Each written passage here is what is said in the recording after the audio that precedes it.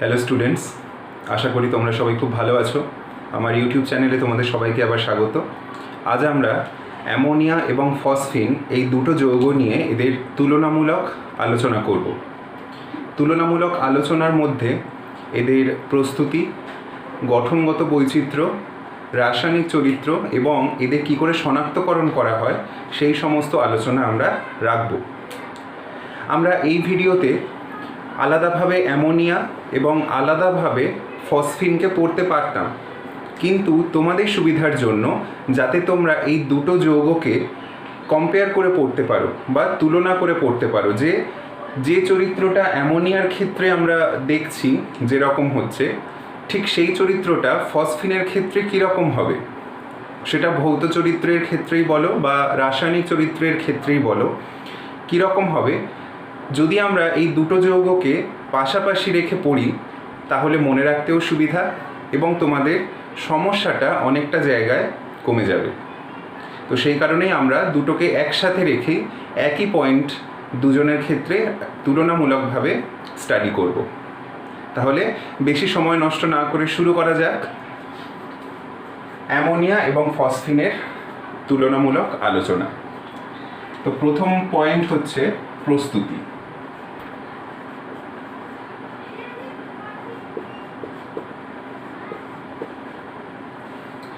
প্রস্তুতি দুজনের ক্ষেত্রেই আমরা পড়ছি। আমি এই পয়েন্টগুলো ফসফিনের ক্ষেত্রে এই প্রস্তুতি বলে আর এরকম লিখবো না।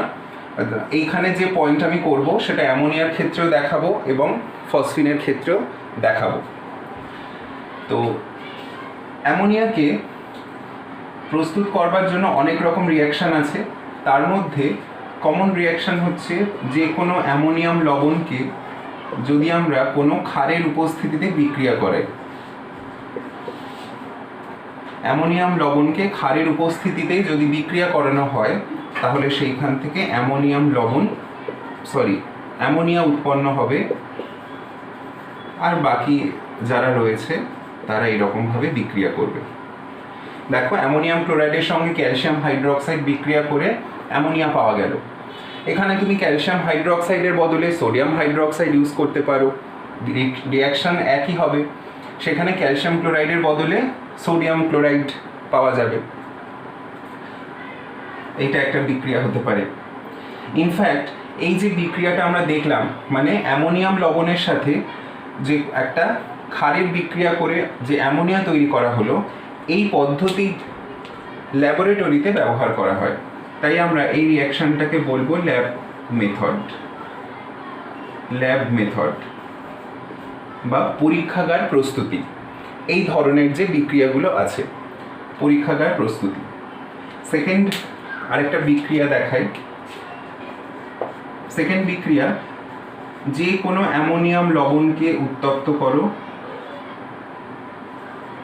অ্যামোনিয়াম লবণকে উত্তপ্ত করলে সেখান থেকে অ্যামোনিয়া প্লাস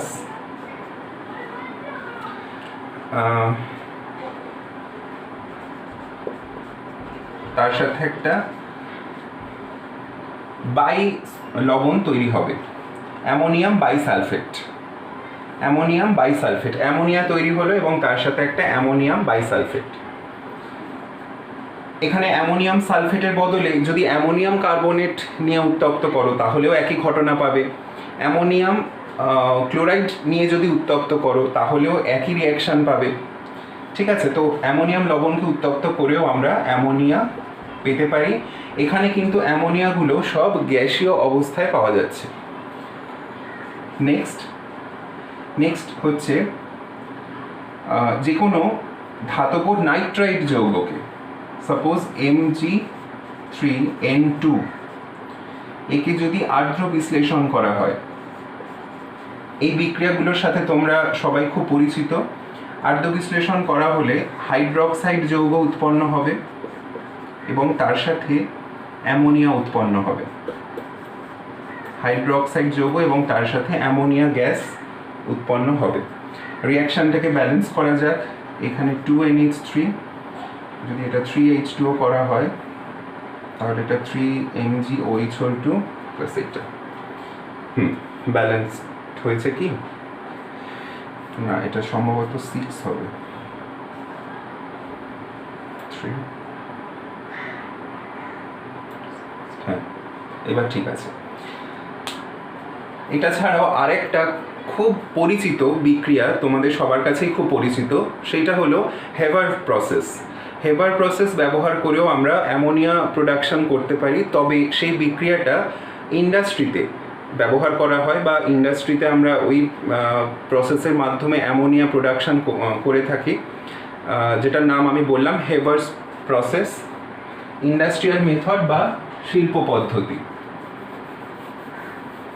শিল্প পদ্ধতি, এটা যেমন ল্যাব মেথড দেখালাম একটা, সেটা হচ্ছে ইন্ডাস্ট্রিয়াল মেথড।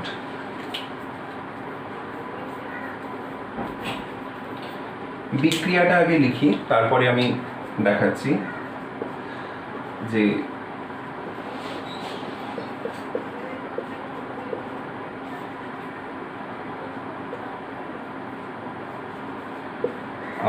এটা একটা রিভার্সিবল রিঅ্যাকশন, উভমুখী বিক্রিয়া, যেটা হলো হ্যাবার্স প্রসেস। হ্যাবার্স প্রসেস এটা কি? এটা হলো শিল্প পদ্ধতি। শিল্প পদ্ধতি। তো এই বিক্রিয়া চলাকালীন কিছু শর্ত এখানে প্রয়োগ করতে হয় যাতে অ্যামোনিয়া প্রোডাকশনটা আমরা খুব বেশি মাত্রায় করতে পারি। তাপমাত্রা 550 ডিগ্রি সেন্টিগ্রেড ব্যবহার করতে হয়, প্রেশার অ্যাপ্রক্সিমেটলি 200 অ্যাটমসফিয়ার ব্যবহার করতে হয়, আর কিছু ক্যাটালিস্ট থাকে, ক্যাটালিস্ট এইখানে ব্যবহার করা হয় Fe2O3, এইটা হচ্ছে ক্যাটালিস্ট। এবং এই ক্যাটালিস্টের কর্মক্ষমতাকে বৃদ্ধি করার জন্য, ক্যাটালিস্টের যদি কর্মক্ষমতা বৃদ্ধি করিয়ে দেওয়া হয় তাহলে অ্যামোনিয়া প্রোডাকশনটাও বেড়ে যাবে। তো কর্মক্ষমতা বৃদ্ধি করবার জন্য এখানে প্রোমোটার ইউজ করা হয়, ক্যাটালিস্ট প্রোমোটার। ক্যাটালিস্ট প্রোমোটার সেটা একটা মিক্সচারটা হচ্ছে molybdenum plus Al2O3 plus K2O। এটা হচ্ছে ক্যাটালিস্ট প্রোমোটার, যেটা ব্যবহার করলে এই হ্যাবার্স পদ্ধতিতে অ্যামোনিয়া প্রোডাকশনটা মান বেড়ে যায়। তো মোটামুটি এই হচ্ছে অ্যামোনিয়ার প্রস্তুতি। এবারে আমরা ফসফিনের ক্ষেত্রে দেখি। ফার্স্ট প্রস্তুতি হচ্ছে, ল্যাবরেটরি মেথডটাই আগে দেখাই। ফসফরাসকে সোডিয়াম হাইড্রোক্সাইডের জলীয় দ্রবণের সাথে বিক্রিয়া যদি করানো হয় তাহলে এখানে ফসফিন পাওয়া যাবে, PH3। ফসফিনটাও কিন্তু সাধারণ অবস্থায় গ্যাসীয়, অ্যামোনিয়া যেরকম সাধারণ অবস্থায় গ্যাসীয়, ফসফিনটাও কিন্তু সাধারণ অবস্থায় গ্যাসীয়। এটার আমরা ব্যালেন্সড ইকুয়েশনটা লিখি।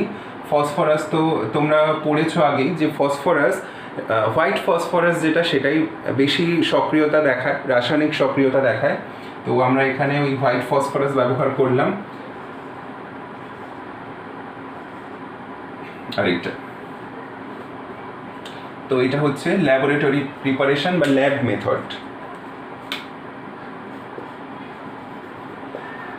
আমাদের এইখানে আমরা যে বিক্রিয়াগুলো পড়ছি সেখানে ল্যাবরেটরি মেথডটাই তোমরা ভালো করে জানবে বিক্রিয়াটা, কারণ প্রশ্ন মোটামুটি ওই ল্যাবরেটরি মেথডের যে বিক্রিয়াগুলো হচ্ছে তার উপরে ভিত্তি করেই আসে সাধারণত।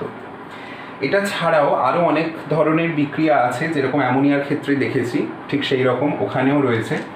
তবে আমি এইখানে একটা বিশেষ পয়েন্ট তোমাদেরকে অবশ্যই মেনশন করব, সেটা হচ্ছে এই রাসায়নিক বিক্রিয়া চলাকালীন PH3 এর সাথে আরেকটা হাইড্রাইড যৌগ উৎপন্ন হয়, যেটা হলো P2H4।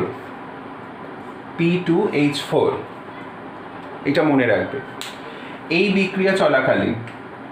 বিক্রিয়া চলাকালীন ফসফিনের সঙ্গে P2H4 উৎপন্ন হয়। এই P2H4 এর একটা ধর্ম হচ্ছে এইটা প্রচণ্ড ইনফ্লেমেবল, মানে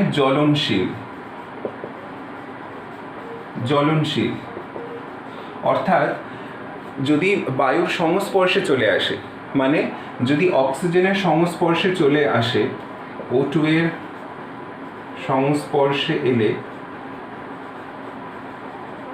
O2 এর সংস্পর্শে এলে জ্বলতে শুরু করে, জ্বলতে থাকে, আর সেই তাপে PH3টাও জ্বলতে শুরু করে। PH3 কিন্তু জ্বলনশীল নয়, PH3 নিজে কিন্তু জ্বলনশীল নয়, তবে এইটা যদি PH3-র সাথে উপস্থিত থাকে, যখন P2H4 জ্বলতে শুরু করবে সেই উত্তাপে PH3টাও কিন্তু জ্বলতে শুরু করবে। বোঝাতে পারলাম? তো এই যে P2H4 যেটা বললাম যে অক্সিজেনের সংস্পর্শে এলে জ্বলতে থাকে, জ্বলে কি উৎপন্ন করবে? জ্বলে P4O10 উৎপন্ন করবে। সেটা P2H4ও করে দেবে, এবং P2H4 জ্বলতে থাকা অবস্থায় PH3টাও জ্বলতে জ্বলতে P4O10 তৈরি করে দেবে।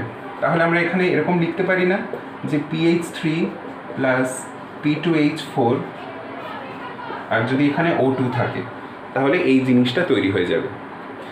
সেই কারণে যখন PH3 তৈরি হয়, মানে এই বিক্রিয়া দিয়েই আমরা কিন্তু PH3টা ল্যাবরেটরিতে তৈরি করছি, তার সাথে P2H4 তৈরি করা হচ্ছে না, এর সাথে সাথেই তৈরি হচ্ছে, বিক্রিয়াটা এমনভাবে চলে। তাহলে এখানে PH3টাকে বিশুদ্ধিকরণের প্রয়োজন আছে। সেই বিশুদ্ধিকরণ করতে গেলে নিশ্চয়ই ওই মাধ্যমে অক্সিজেন থাকলে হবে না, অক্সিজেন থাকলেই P2H4 জ্বলতে শুরু করবে, তার সাথে সাথে PH3টাও জ্বলে যাবে। তাহলে এইখানে একটা বিশুদ্ধিকরণের ব্যাপার থেকে যাচ্ছে।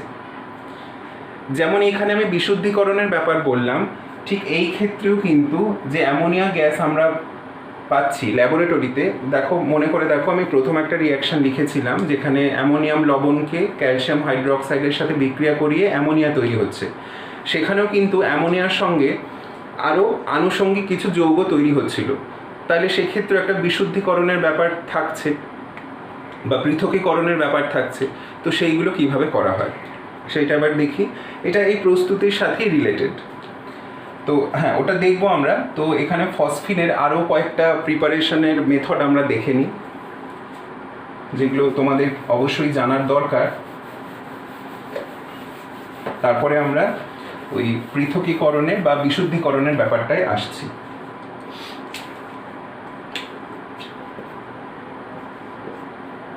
এইখানে আমরা যে কোনো, এখানে যেমন নাইট্রাইট লবণের আর্দ্র বিশ্লেষণ করে আমরা অ্যামোনিয়া পেলাম, তেমনি ফসফিনের ক্ষেত্রেও যদি কোনো ফসফাইড যৌগের আর্দ্র বিশ্লেষণ করা হয়, ফসফাইড, এটা দেখো ক্যালসিয়াম ফসফাইড এর নাম,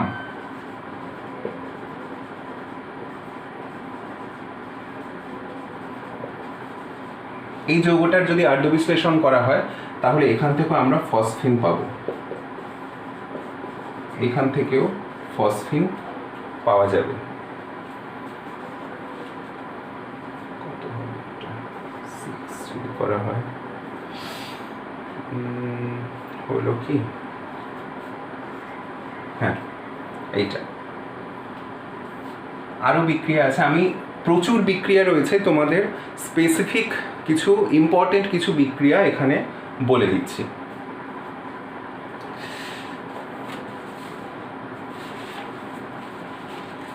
আরও একটা দেখো, ফসফরাস অ্যাসিড, একে যদি উত্তপ্ত করা হয়, একে যদি তাপ প্রয়োগ করা হয়, তাপ প্রয়োগ করলেও এখান থেকে ফসফিন উৎপন্ন হবে প্লাস ফসফরিক অ্যাসিড উৎপন্ন হবে, অর্থোফসফরিক অ্যাসিড উৎপন্ন হবে।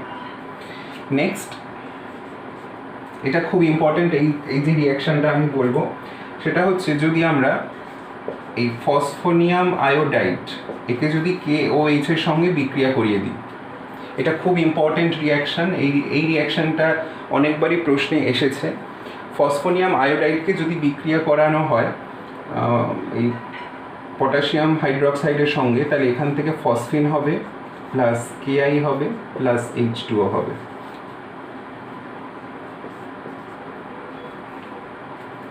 ঠিক আছে, এই PH3 এখান থেকে আমরা পেলাম। সো এই হচ্ছে মোটামুটি আমাদের প্রিপারেশনের ব্যাপার। এবারে আমরা দেখব এই যে অ্যামোনিয়া এখান থেকে তৈরি হলো বা ওখান থেকে ফসফিন তৈরি হলো, সেগুলোকে আমরা কিভাবে পিউরিফাই করি বা সেগুলোকে কি করে কালেক্ট করা হয়।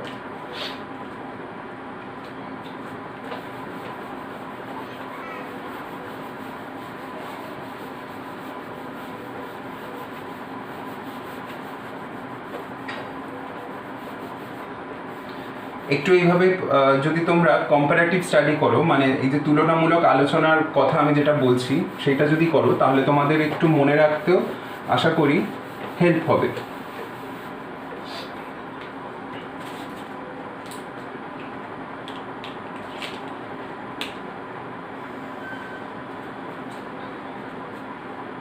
সেকেন্ড পয়েন্ট,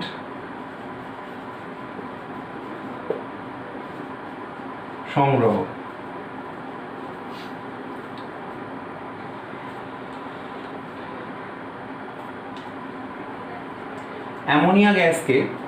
অ্যামোনিয়া গ্যাস যেহেতু বায়ুর থেকে হালকা, তাই এটাকে বায়ুর নিম্ন অপসারণ দ্বারা সংগ্রহ করা হয়। বায়ুর নিম্ন অপসারণ দ্বারা সংগ্রহ করা হয়।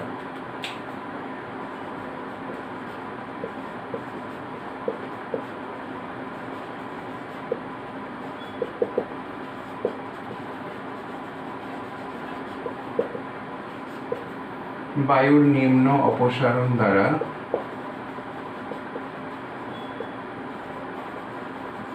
সংগ্রহ করা হয়। আর এই ক্ষেত্রে সংগ্রহ করা হয়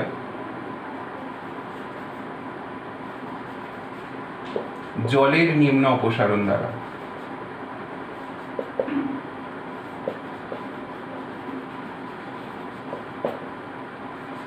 কারণ ফসফিন বায়ুর থেকে ভারী, সেই কারণে ফসফিনকে জলের নিম্ন অপসারণ দ্বারা সংগ্রহ করা হয়। এবারে তোমাদের প্রশ্ন হতে পারে যে অ্যামোনিয়াকে কেন জলের কিছু এরকম নিম্ন অপসারণ দ্বারা সংগ্রহ করা হচ্ছে না কেন? জলের থেকে তো অ্যামোনিয়া হালকাই হবে, বায়ুর থেকে যখন হালকা তো জলের থেকে তো অবভিয়াসলি হালকাই হবে, তাহলে জলের নিম্ন অপসারণ দ্বারাও তো আমরা সংগ্রহ করতে পারতাম, কিন্তু হয় না। তার কারণ হচ্ছে অ্যামোনিয়া জলে ভীষণভাবে দ্রাব্য, কিন্তু ফসফিন জলে একদমই দ্রাব্য নয়। জলে দ্রবীভূত হওয়ার পেছনে একটা কারণ আছে, সেটা হলো হাইড্রোজেন বন্ডিং ফরমেশন এবিলিটি, অর্থাৎ হাইড্রোজেন বন্ধন গঠনের প্রবণতা বা ক্ষমতা। কিন্তু ফসফিন, এখানে ফসফরাস কোনোভাবেই জলের সঙ্গে হাইড্রোজেন বন্ধন তৈরি করতে পারে না, তাই এটা জলে দ্রাব্য নয়। কিন্তু অ্যামোনিয়ার জলে দ্রাব্য হওয়ার জন্য আমরা এখানে জল ব্যবহার করতে পারবো না। ঠিক আছে, এবারে পিউরিফিকেশনের কথা আসি। 3 নম্বর হচ্ছে বিশুদ্ধিকরণ।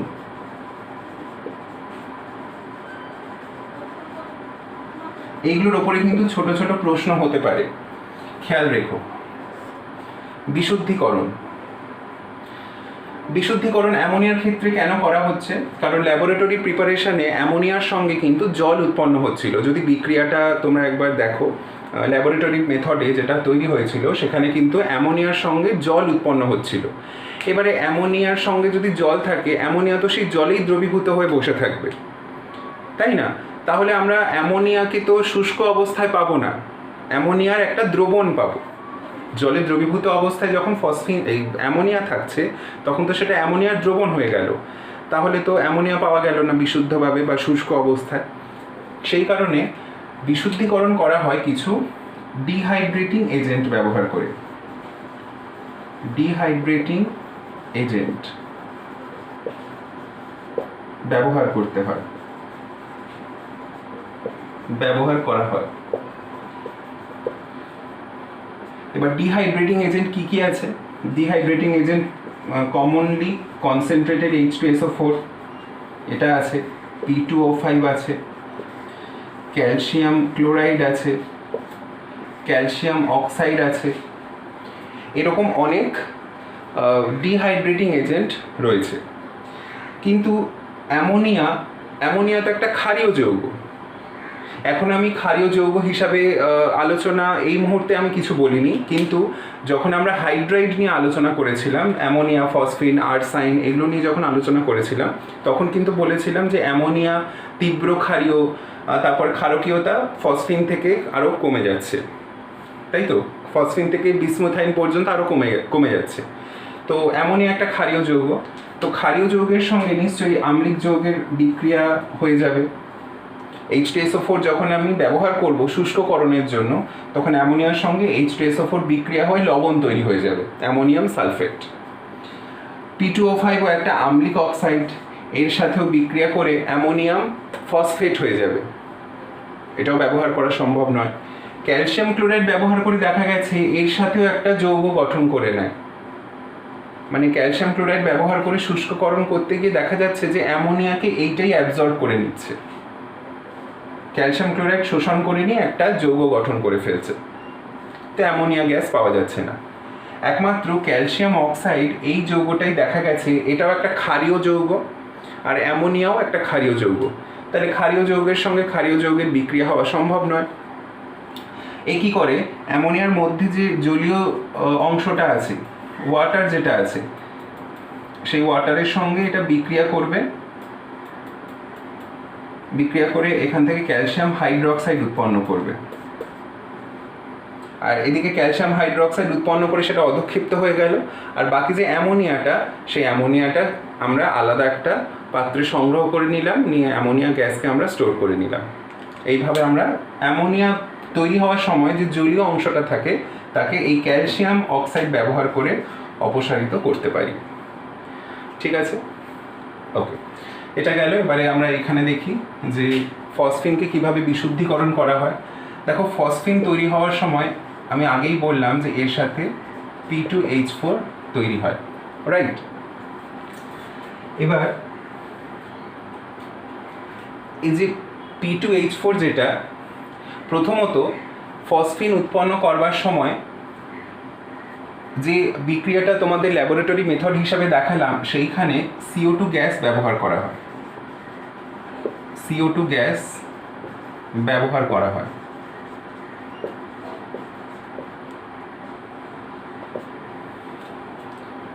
কখন? প্রস্তুতির সময়।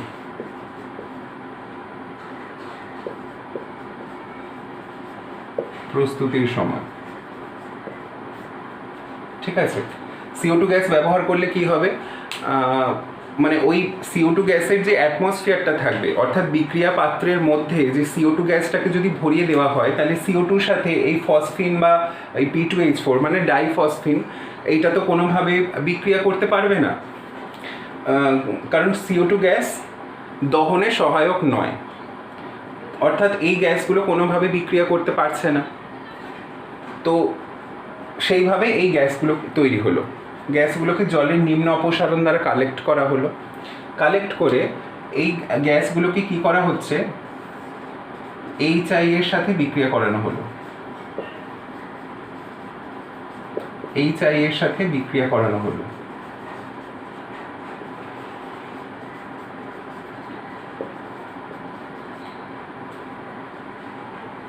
ধরো এই যে PH3টা, এখানে PH3 আর P2H4, এবার তোমরা বলতে পারো এখানে কি দুটো যৌগই কি বিক্রিয়া করবে? না, এখানে শুধুমাত্র PH3 বিক্রিয়া করবে, P2H4 বিক্রিয়া করবে না। তাহলে এখানে HI এর সাথে বিক্রিয়া হওয়ার পরে কি তৈরি হলো? PH4I। PH4I এটা একটা সলিড যৌগ, এটা একটা সলিড কম্পাউন্ড। PH4I এটা একটা সলিড কম্পাউন্ড, ফসফোনিয়াম আয়োডাইড এটার নাম, এটা একটা লবণ। PH3 সামান্য হলেও ক্ষারীয় প্রকৃতির, HI একটা অ্যাসিড, তাহলে অ্যাসিডের সঙ্গে ক্ষারের বিক্রিয়া হয়ে একটা লবণ তৈরি হলো, যেটা সলিড অবস্থায় পাওয়া গেল। এবার এই PH4টাকে যখন আবার কার সাথে, ওই তোমার পটাশিয়াম হাইড্রোক্সাইড, একটু আগে আমি দেখালাম একটা বিক্রিয়া, PH4 প্লাস KOH, এই যে বিক্রিয়াটা আছে, এই বিক্রিয়াটা যখন আবার করানো হবে তখন সেখান থেকে PH3 তৈরি হবে, এখান থেকে PH3 তৈরি হবে। এইখানে কিন্তু আর কোনোভাবে P2H4টা নেই, কারণ P2H4 HI এর সাথে বিক্রিয়া করেনি, তাহলে P2H4 এখান থেকে সেপারেট হয়ে গেল, চলে গেল। শুধুমাত্র PH3টা বিক্রিয়া করে সলিড ফর্মে চলে এলো, তাকে আবার KOH এর সাথে বিক্রিয়া করে PH3 পাওয়া গেল। এবারে এর সাথে যে কেআই বা জল যেটা রয়েছে, কেআই তো জলীয় মাধ্যমে দ্রবীভূত হয়ে থাকবে, কিন্তু PH3 তো জলীয় মাধ্যমে দ্রাব্য নয়। কি হবে, জলের নিম্ন অপসারণ দ্বারা PH3 গ্যাসটাকে আমরা আবার কালেক্ট করে নেব। তাহলে এখানে আমরা বিশুদ্ধ PH3 পেয়ে গেলাম। আশা করি বোঝাতে পেরেছি। তো এই হচ্ছে মোটামুটি প্রস্তুতি সংক্রান্ত এবং বিশুদ্ধিকরণ বা কালেক্ট কী করে করা হচ্ছে সেই সংক্রান্ত আলোচনা। নেক্সট এবার আমরা এদের কিছু ফিজিক্যাল প্রপার্টিস দেখে নিই। ফিজিক্যাল প্রপার্টি যদিও আমি একটা দুটো পয়েন্ট আমি বলেই দিয়েছি, যে দুটো যৌগই সাধারণ অবস্থায় গ্যাসীয়, বর্ণহীন অবশ্যই।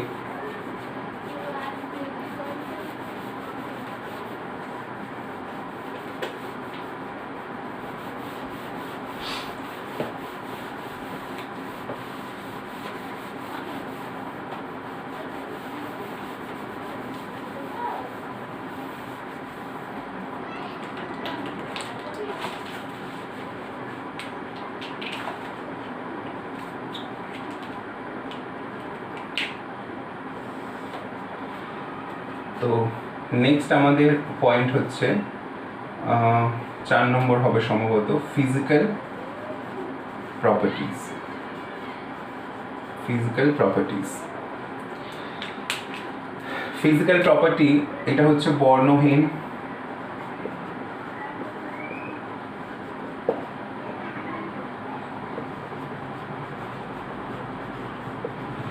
ঝাঁঝালো, গন্ধযুক্ত গ্যাস। এটাও বর্ণহীন,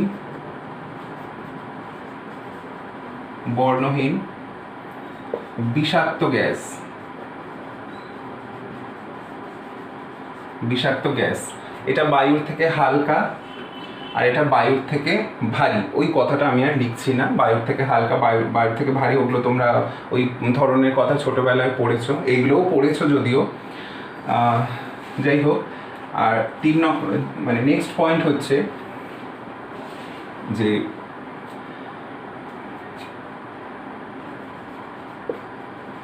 অ্যামোনিয়া জলে অতিমাত্রায় দ্রাব্য, সেটা 1000:1 রেশিওতে। 1000:1 রেশিওতে, অর্থাৎ অ্যামোনিয়া 1000 আর জল হচ্ছে 1, এই রকম রেশিওতে দ্রাব্য। তার কারণ কি? তার কারণ হচ্ছে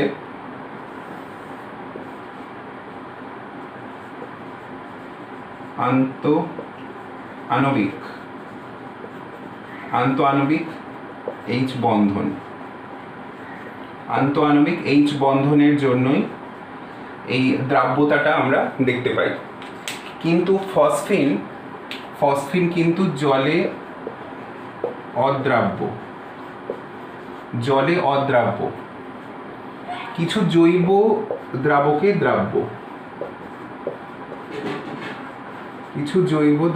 দ্রাব্য, মানে ইথার বা বেনজিন এই ধরনের কিছুতে দ্রাব্য। নেক্সট, NH3 কে তরলীকৃত করা সম্ভব।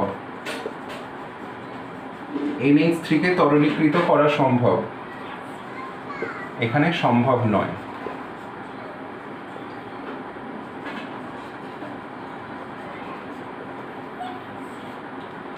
NH3 কে তরলীকৃত করা সম্ভব, কিন্তু PH3 কে সম্ভব নয়। তার কারণ অ্যামোনিয়া অণুর মধ্যে পারস্পরিক একটা বল কাজ করে, সেটা হচ্ছে ডাইপোল ইন্টারঅ্যাকশন। ডাইপোল ইন্টারঅ্যাকশনের সাথে আরেকটা কি, হাইড্রোজেন বন্ডিং। ঠিক আছে, এখানে হাইড্রোজেন বন্ডিং।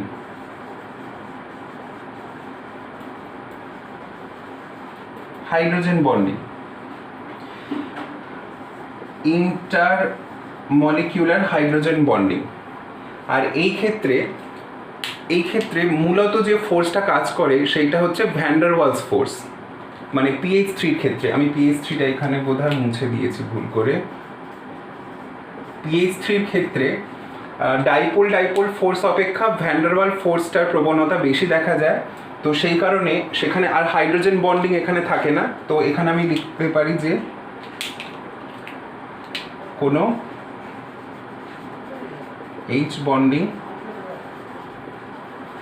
H বন্ডিং ঘটে না।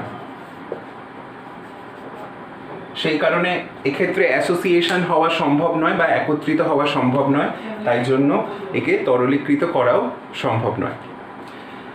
নেক্সট এদের গঠন দেখা যাক। গঠন দেখবার পরে আমরা কিছু রাসায়নিক চরিত্র নিয়ে কথা বলবো।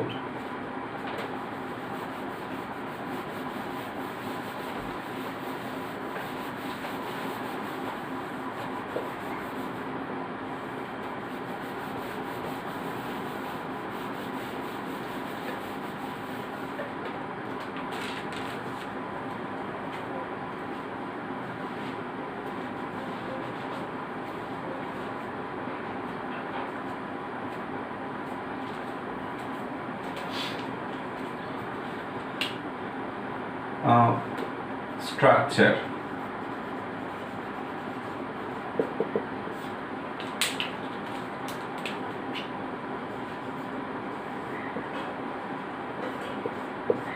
দুজনেরই অর্থাৎ ফসফিন এবং অ্যামোনিয়া দুজনেরই গঠনটা একই রকম দেখতে প্রায়।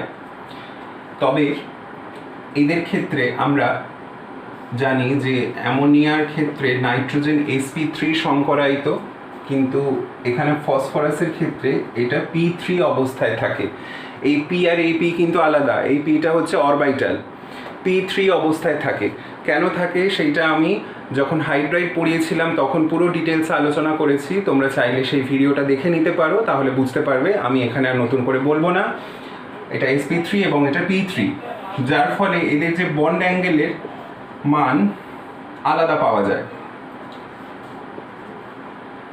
দেখতে টেট্রাহেড্রালের মতোই গঠনটা, জিওমেট্রি অবশ্যই টেট্রাহেড্রাল, কিন্তু লোন পেয়ার থাকার কারণে এখানে একটা বিকৃতি থাকবে। তো বিকৃত হওয়ার পর যেরকম আকৃতি দেখতে লাগে, আকৃতিটা হচ্ছে পিরামিডাল। টেট্রাহেড্রাল হলো জিওমেট্রি আর পিরামিডালটা হচ্ছে আকৃতি। এটা গন্ডগোল করবে না, জিওমেট্রি আর শেপ কিন্তু আলাদা। জিওমেট্রি মানে হচ্ছে গঠনটা কীরকম, আর শেপ মানে হচ্ছে গঠনটা একটা হলো, এবার গঠনের মধ্যে কিছু বিকৃতি হয়ে যাওয়ার পর সেটাকে কার মতো দেখতে লাগছে, তো সেইটাকে আমরা বলি শেপ। তাহলে পিরামিডাল হয়ে গেলে এর বন্ড অ্যাঙ্গেলগুলো নিশ্চয়ই ডেভিয়েট করবে বা বিচ্যুতি দেখাবে বন্ড অ্যাঙ্গেলগুলোর মধ্যে। তো বন্ড অ্যাঙ্গেল আমরা এখানে পাই অ্যাপ্রক্সিমেটলি 107 ডিগ্রি। কিন্তু এই ক্ষেত্রে তো কোনো হাইব্রিডাইজেশনই হচ্ছে না, তাই বন্ড অ্যাঙ্গেলটা পাওয়া যায় 91.5 ডিগ্রি, 91.5 ডিগ্রি এইরকম। কারণ তিনটে পি অরবিটাল আমরা জানি 90 ডিগ্রি অ্যাঙ্গেলে থাকে পরস্পরের সঙ্গে। তারপরে যদি কিছু সামান্য ইলেকট্রনীয় বিকর্ষণ, বন্ড রিপালশন যদি থাকে, তাহলে সেখানে অ্যাঙ্গেল সামান্য এদিক ওদিক একটু হেরফের হবে। তো সেই কারণে এটা অ্যাপ্রক্সিমেটলি 91.5 ডিগ্রি। এবার এই ক্ষেত্রে দেখো, এই যে লোন পেয়ার যেটা রয়েছে, দুটো পরমাণুর ওপরেই লোন পেয়ার দেখা যাচ্ছে। এখন এই লোন পেয়ার একটা sp3 সংকরায়িত অরবিটালে আছে, আর এই ক্ষেত্রে লোন পেয়ার একটা পিওর s অরবিটালে আছে, কারণ এখানে তো কোনো সংকরায়ন ঘটেনি। জোড়বদ্ধ ইলেকট্রন, যদি তোমরা ফসফরাসের ইলেকট্রনিক কনফিগারেশনটা দেখো তাহলে কি পাবে? 3s2 3p3, এই তিনটে পি অরবিটালের সাথে এই তিনটে হাইড্রোজেন যুক্ত হয়েছে। তাহলে এই যে জোড়বদ্ধ ইলেকট্রনটা, এটা একদম পিওর s অরবিটালে আছে। এখন ইলেকট্রন জোড় যদি পিওর s অরবিটালে থাকে, তাহলে সেই ইলেকট্রন জোড় দান করার প্রবণতা খুবই কম হবে। ইলেকট্রন ডোনেশন লেস আর এখানে কেন লেস, কারণ এখানে পিওর এস অরবিটালে ইলেকট্রন জোড়টা রয়েছে, যার এস ক্যারেক্টার 100%। এস ক্যারেক্টার যদি 100% থাকে বা এস চরিত্র যদি বেশি থাকে, তার ওপর নিউক্লিয়ার আধান বা নিউক্লিয়ার চার্জ বেশি পরিমাণে কার্যকর হয়। তাই সেই ইলেকট্রন জোড়কে সহজে অন্য কাউকে ডোনেট করার জন্য পাওয়া মুশকিল। কিন্তু এই ক্ষেত্রে যে লোন পেয়ার রয়েছে সেখানে সেই অরবিটালটা sp3 সংকরায়িত, আর এটা হচ্ছে 100% এস ক্যারেক্টার। আর এইখানে যে লোন পেয়ারটা রয়েছে তাতে 25% এস ক্যারেক্টার। তাহলে অবভিয়াসলি এইটাতে যতটা নিউক্লিয়ার আধান কাজ করছে, এটাতে নিউক্লিয়ার আধান কম কাজ করছে, তাই এই ইলেকট্রন জোড়টাকে সহজে ডোনেট করা যাবে। অর্থাৎ অ্যামোনিয়া খুব ভালো লুইস বেস হিসাবে আচরণ করতে পারে, ফসফিন কিন্তু ব্যাড লুইস বেস বা পুয়ার লুইস বেস। তাহলে এখানে আমরা লিখতে পারি এটা গুড লুইস বেস, এটা হচ্ছে পুয়ার, ব্যাড বলবো না, পুয়ার লুইস বেস। ঠিক আছে, এটা এদের গঠনগত কিছু বৈশিষ্ট্য। নেক্সট এবার আমরা এদের কেমিক্যাল প্রপার্টি নিয়ে কথা বলি। চলো,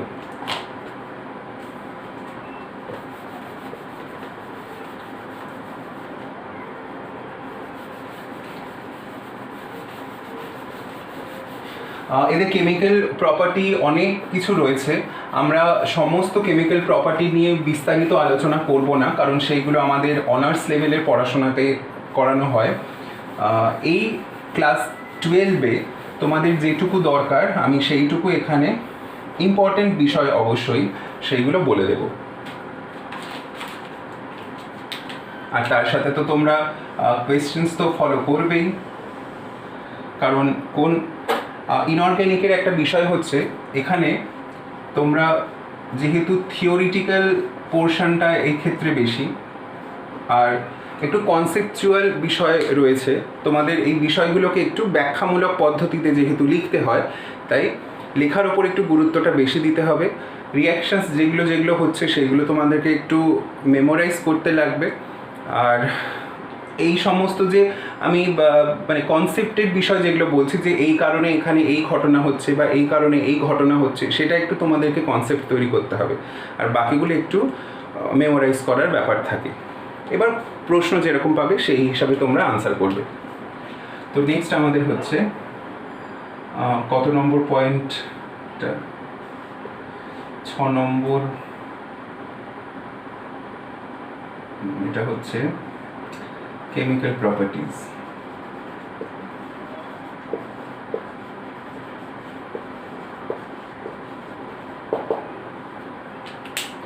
কেমিক্যাল প্রপার্টিজের মধ্যে প্রথমেই যেটা আমি অ্যামোনিয়ার ক্ষেত্রে বলবো, ফার্স্ট অ্যামোনিয়া যদি লিকুইড হয়,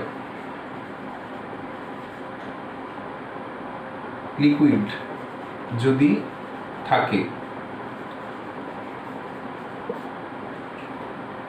লিকুইড অবস্থায় যদি থাকে, অ্যামোনিয়া ইকুয়ালস টু লিকুইড আমি লিখিনি কিন্তু আবারও বলছি, তোমরা এইটাকে অন্য কিছু ভেবো না। অ্যামোনিয়া লিকুইড হিসাবে যদি থাকে তাহলে একটা ঘটনা দেখা যায়,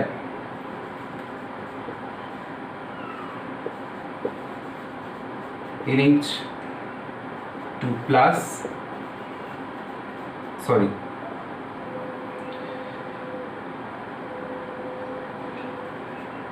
NH4 প্লাস NH2 মাইনাস, এইরকম ঘটনা দেখা যায়। কেন? তার কারণ অ্যামোনিয়া একটা পোলার মলিকিউল, হাইলি পোলার মলিকিউল,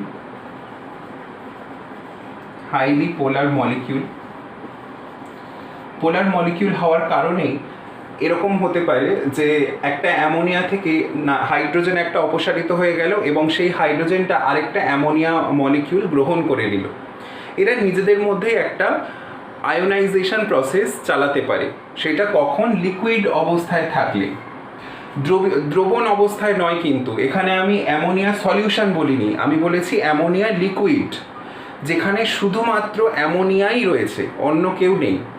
অ্যামোনিয়াকে খুব ঠান্ডা অবস্থায় নিয়ে গিয়ে তাকে কম্প্রেস করে নিয়ে গিয়ে তরলে পরিণত করা হয়েছে। সেই তরল অবস্থায় অ্যামোনিয়ার অণুগুলো তারা পরস্পর এইভাবে নিজেদের মতো আয়নিত হতে পারে। এই ঘটনাটাকে বলা হয় অটো আয়োনাইজেশন, অটো আয়োনাইজেশন বা স্ব-আয়নন।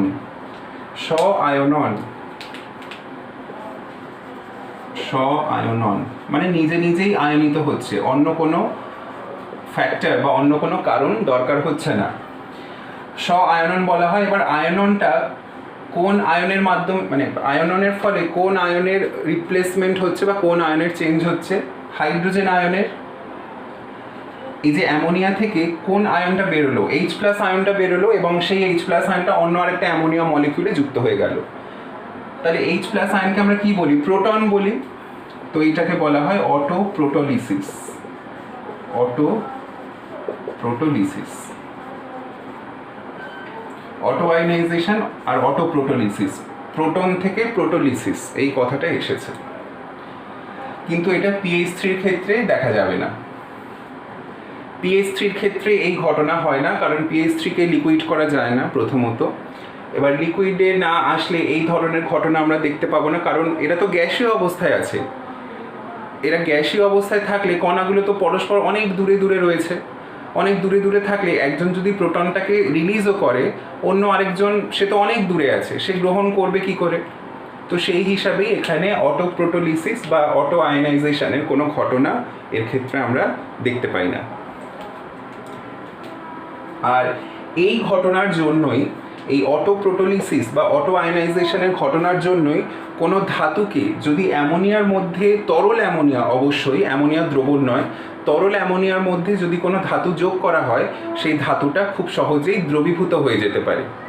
তোমরা এটা পড়েছো, সোডিয়াম, পটাশিয়াম এই ধরনের ধাতুকে যখন অ্যামোনিয়ার মধ্যে দেওয়া হয়, একটা নীল রঙের বা নীল বর্ণের দ্রবণ তৈরি হয়, বা সেটার গাঢ়ত্ব যত বৃদ্ধি করা হয় সেটা তামাটে বর্ণ হয়ে যায়। এরকম তো তোমরা পড়েছো। তো সেই ঘটনাটার পেছনে কারণ হচ্ছে এই অটো আয়োনাইজেশন অফ অ্যামোনিয়া। আমি পয়েন্টটা এখানে লিখব।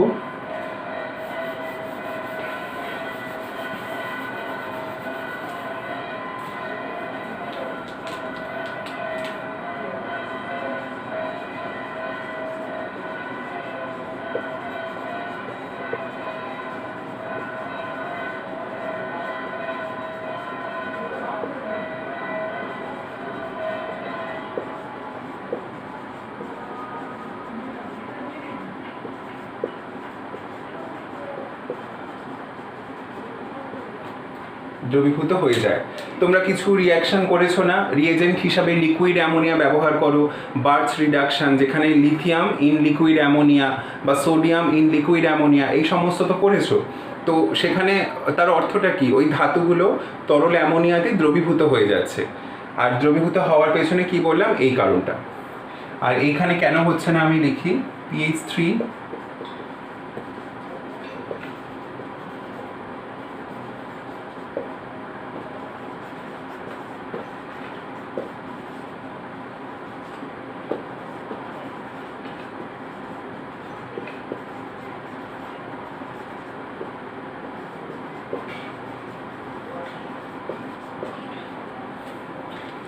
ঠিক আছে। নেক্সট, এবার আমরা কিছু রিয়াকশন দেখব অ্যামোনিয়া আর ফসফিনের।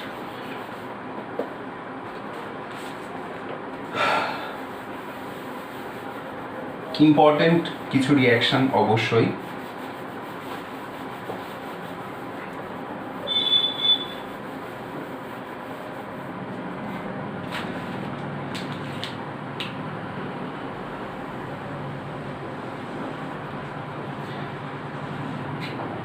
যেমন দেখো, যদি বলা হয় যে হ্যাঁ, ওটাও একটা রিয়াকশন হতে পারে যে কোনো ধাতু ওই অ্যামোনিয়াতে দ্রবীভূত হয়ে যাচ্ছে আর ওখানে ফসফিনের ক্ষেত্রে হচ্ছে না, তরল যেটা। এবারে আরেকটা বিক্রিয়া দেখাচ্ছি, ধরো অধাতুর সঙ্গে, অধাতু বলতে হ্যালোজেনের সঙ্গে, খুব কমন বিক্রিয়া, হ্যালোজেনের সাথে,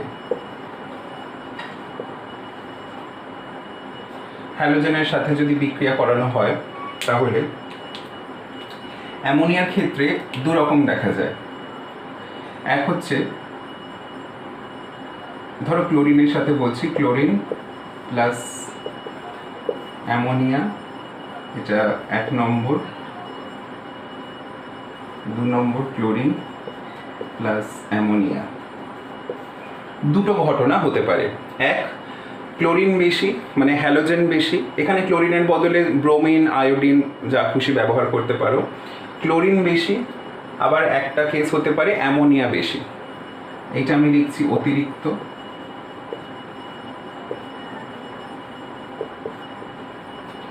আর এখানে অ্যামোনিয়া হচ্ছে অতিরিক্ত।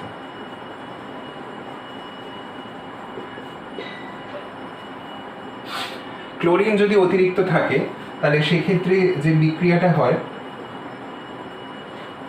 সেটা হলো NCl3 plus HCl, NCl3 plus HCl। আর যদি অ্যামোনিয়া অতিরিক্ত থাকে তাহলে সেক্ষেত্রে নাইট্রোজেন তৈরি হবে এবং একটা লবণ তৈরি হবে, অ্যামোনিয়াম লবণ তৈরি হবে, নাইট্রোজেন প্লাস অ্যামোনিয়াম লবণ। খুব ইম্পর্টেন্ট, খুবই ইম্পর্টেন্ট এইগুলো। হ্যালোজেন অতিরিক্ত থাকলে ট্রাইহ্যালাইড, ভালো করে বুঝে নাও, হ্যালোজেন অতিরিক্ত থাকলে ট্রাইহ্যালাইড, আর যদি অ্যামোনিয়া অতিরিক্ত থাকে তাহলে নাইট্রোজেন এবং অ্যামোনিয়াম লবণ। এবার এটা ব্যালেন্স করে নেবে, ব্যালেন্স তো তোমরা এখানে করতে পারবে, আমি এখানে ব্যালেন্স করছি না, শুধু আমার এই বিষয়গুলো জেনে রাখা দরকার। আমি তো কম্পাউন্ডগুলো লিখে ব্যালেন্স করে নিতে পারবো, শুধু এইটুকু আমি জেনে রাখবো যে যদি হ্যালোজেন বেশি থাকে তাহলে ট্রাইক্লোরাইড, আর যদি অ্যামোনিয়া বেশি থাকে তাহলে এখানে নাইট্রোজেন হবে আর এই ক্লোরাইড লবণ তৈরি হবে। আচ্ছা, ফসফিনের ক্ষেত্রে দেখা যাক। ফসফিনের ক্ষেত্রে যদি হ্যালোজেনের সঙ্গে ফসফিনের রিঅ্যাকশন করানো হয়, হ্যালোজেনের সঙ্গে যদি ফসফিনের রিঅ্যাকশন করানো হয় তাহলে সেক্ষেত্রে শুধুমাত্র হ্যালাইড যৌগই উৎপন্ন হবে, সেখানে কিন্তু এরকম নাইট্রোজেনের মতো ফসফরাস সেক্ষেত্রে উৎপন্ন হবে না, ঠিক আছে? এর ক্ষেত্রে যেমন আমরা দু রকম কেস দেখতে পেলাম, ফসফিনের ক্ষেত্রে কিন্তু দু রকম কেস হবে, মানে যেহেতু তারা এই ফসফরাস যেহেতু দু রকম ভ্যালেন্ট স্টেট দেখাতে পারে, ট্রাইভ্যালেন্ট এবং পেন্টাভ্যালেন্ট দু রকম স্টেট দেখাতে পারে, তো হ্যালোজেনের পরিমাণের ওপর ভিত্তি করে দু রকম হ্যালাইড যৌগ তৈরি করার বিক্রিয়া এদের ক্ষেত্রে দেখব। কিন্তু ফসফিনের অ্যামাউন্ট বাড়িয়ে দিলেও সেক্ষেত্রে কিন্তু ফসফরাস আলাদাভাবে তৈরি হয় না। তো বিক্রিয়া হচ্ছে, একবার ধরো PH3 সঙ্গে এরকম ক্লোরিন বিক্রিয়া করে একবার PCl3 হতে পারে, নাম্বার 1, নাম্বার 2 এবার PCl5 হতে পারে।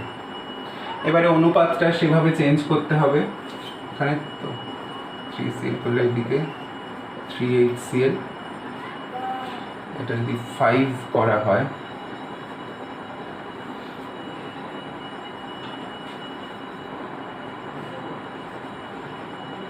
PCl5 না, PCl5 যদি করি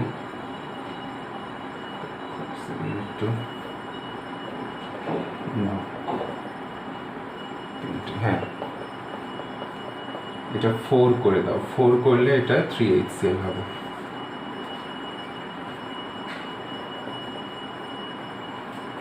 ঠিক আছে, তো এই শুধুমাত্র এই দুটো বিক্রিয়াই দেখা যাবে ফসফরাসের ক্ষেত্রে। এবারে তোমরা বলতে পারো যে কেন এখানে আমি ফসফিনের পরিমাণ বাড়িয়ে দিলে তো এরকম বিক্রিয়া হওয়ার কথা। একটা কথা ভেবে দেখো, এই যে নাইট্রোজেনের সঙ্গে যে হ্যালোজেনগুলোর বিক্রিয়া হচ্ছে, ফ্লুরিন তো এখানে আমরা বিক্রিয়া করছি না ফ্লুরিনের সাথে, এই ক্লোরিন বা তার পরবর্তী যে হ্যালোজেনের সঙ্গে বিক্রিয়া করানো হচ্ছে তাদের তড়িৎ ঋণাত্মকতা তো নাইট্রোজেনের অপেক্ষা কম, সেই কারণে এরকম দু ধরনের বিক্রিয়া দেখা যাচ্ছে। কিন্তু ফসফরাসের সাথে যদি হ্যালোজেনগুলোর তুলনা করা হয় তাহলে ফসফরাস এদের থেকে বেশি তড়িৎ ঋণাত্মক। ফসফরাস এই হ্যালোজেনগুলোর থেকে কম তড়িৎ ঋণাত্মক, তো সেই কারণে এখানে তারা হ্যালাইড যৌগগুলোই উৎপন্ন করবে। ফসফরাস সেইখানে মৌল হিসাবে আমরা পাবো না, যেরকম আমরা এইখানে পেয়েছি। ওকে, তো হ্যালোজেনের সাথে দেখালাম, এবারে অক্সিজেনের সাথে দেখা যাক কি হয়।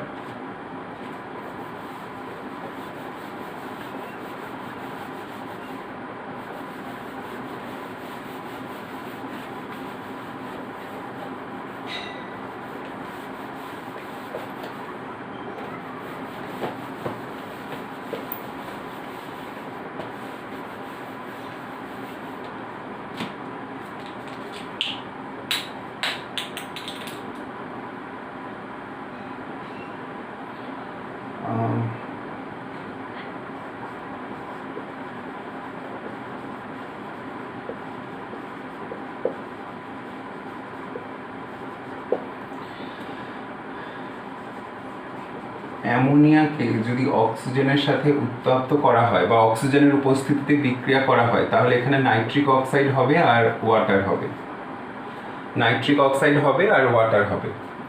আর এই ক্ষেত্রে ফসফিনকে যদি অক্সিজেনের উপস্থিতিতে বিক্রিয়া করানো হয় তাহলে আগেই দেখালাম এটা P4O10 তৈরি হবে প্লাস ওয়াটার হবে, P4O10 তৈরি হবে, ওয়াটার হবে। এখানে অবশ্যই উত্তপ্ত করতে হবে, মানে হিট দেওয়া হচ্ছে দুটো জায়গাতেই, দিলে এইটা তৈরি হচ্ছে P4O10। নেক্সট,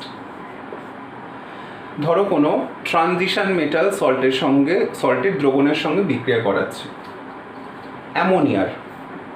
অ্যামোনিয়ার বিক্রিয়া করানো হচ্ছে। অ্যামোনিয়া গ্যাসীয় অবস্থায় আছে বা লিকুইড ফর্মে আছে, যেখানে শুধুমাত্র অ্যামোনিয়া রয়েছে, অ্যামোনিয়ার বিক্রিয়া করানো হচ্ছে। কারণ এখানে তো আমরা ফসফিনের তো জলীয় দ্রবণ বা অন্য ওরকম কিছু ব্যবহার করছি না, আমরা PH3 ব্যবহার করছি। তো এখানে অ্যামোনিয়া গ্যাসীয় অবস্থায় থাকুক বা তার তরল অবস্থা ব্যবহার করে আমরা বিক্রিয়া করাচ্ছি, বা মনে করো অ্যামোনিয়া গ্যাসকেই আমরা বিক্রিয়া করাচ্ছি। তো ট্রানজিশন মেটাল লবণ বলতে এখানে কপার সালফেট হতে পারে, আর কি হতে পারে, সিলভার নাইট্রেট হতে পারে, বা মনে করো এটা হ্যাঁ ফেরাস সালফেট হতে পারে, যে কোনো ট্রানজিশন মেটাল সল্ট, সেটা আমি এর ক্ষেত্রেও বলছি আর ফসফিনের ক্ষেত্রেও বলছি। তাহলে অ্যামোনিয়ার সঙ্গে কপার সালফেটের বিক্রিয়া, এটা তো খুবই ইম্পর্টেন্ট একটা বিক্রিয়া। সেক্ষেত্রে দেখা গেছে একটা এরকম জটিল লবণ পাওয়া যায় এইরকম।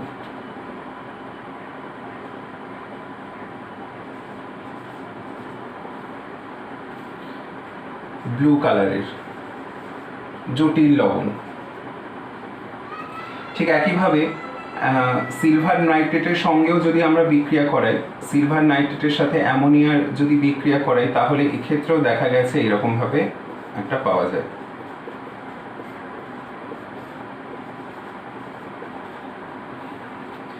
এগুলো কিন্তু সব এদের জলীয় দ্রবণ নেওয়া হয়েছে, কপার সালফেটের দ্রবণ বা AgNO3 দ্রবণ, এইগুলো সব এরকম পাওয়া গেছে। অর্থাৎ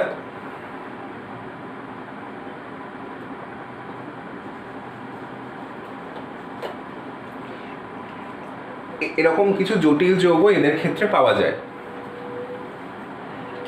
এবার জটিল যৌগটা কিভাবে তৈরি হচ্ছে? জটিল যৌগটা তৈরি হচ্ছে অ্যামোনিয়া, আমি একটু আগেই বললাম যে অ্যামোনিয়া একটা লুইস ক্ষারের মতো আচরণ করে। তো এইখানে দেখো কপারের যে +2 আধান আছে বা সিলভারের যে এখানে +1 আধান আছে, হ্যাঁ, তো সেই আধানগুলোর সাপেক্ষে অ্যামোনিয়া যতগুলো করে যুক্ত হয়েছে সেই সংখ্যাটা তো আমরা এখানে ঠিক মানতে পারছি না, যে কপারের এখানে যোজ্যতা 2 ছিল সেখানে 4টে, বা সিলভারের তো যোজ্যতা 1 ছিল সেখানে 2টো, কি করে যুক্ত হলো?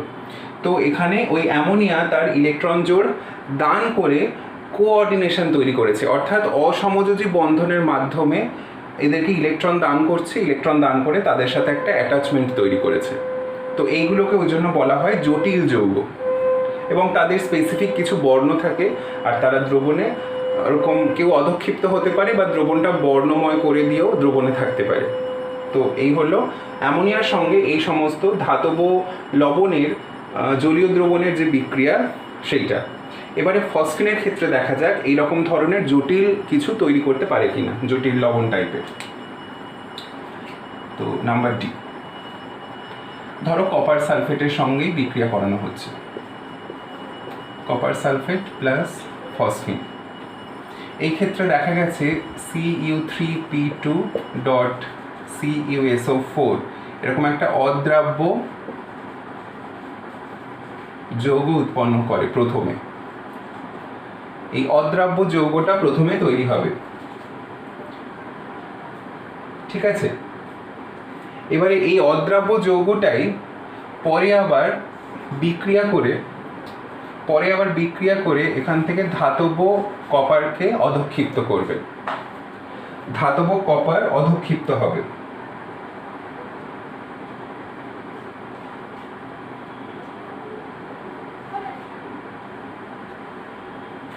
Plus H3PO3 plus H2SO4। অর্থাৎ যে বিক্রিয়া এখানে দেখতে পাচ্ছিলাম একটা জটিল লবণ হিসাবে তৈরি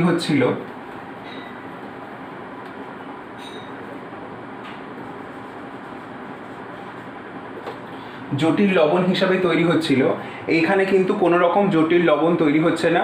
প্রথমে একটা অদ্রাব্য যৌগ তৈরি হলো, তারপর সেই যৌগটা থেকেই ধাতুটা অধক্ষিপ্ত হয়ে গেল, ধাতুর অধক্ষেপণ। তাহলে আমরা এই বিক্রিয়াটাকে বলতে পারি ফসফিনের বিজারণ ধর্মের একটা উদাহরণ হিসাবে বলতে পারি। কিন্তু অ্যামোনিয়া এখানে এই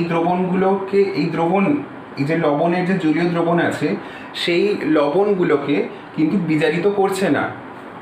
এখানে ধরো কপার বা সিলভার তারা যে জারিত অবস্থাটা এখানে নিয়ে বসেছিল, সেই জারিত অবস্থাটাই কিন্তু এখানেও মেনটেন করছে। তাহলে এই বিক্রিয়াটায় অ্যামোনিয়া কিন্তু বিজারক হিসাবে কাজ করছে না, অ্যামোনিয়া লিগ্যান্ড হিসাবে বা যোজক হিসাবে কাজ করছে।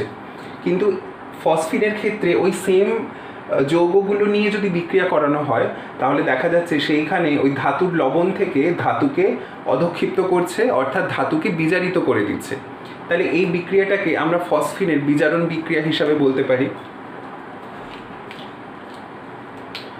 মানে ফসফিনের বিজারণ ধর্ম, ফসফিনের বিজারণ বিক্রিয়া নয়, এটা PH3 বিজারণ ধর্ম।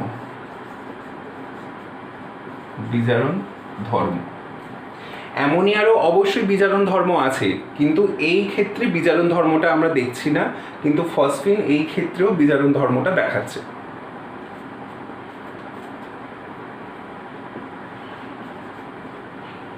কপার সালফেটের জায়গায় তোমরা যদি সিলভার নাইট্রেট দাও তাহলেও একই রকম হবে। হ্যাঁ, ধরো এই যে কপার সালফেটের বদলে যদি আমি এখানে AgNO3 করে দিই,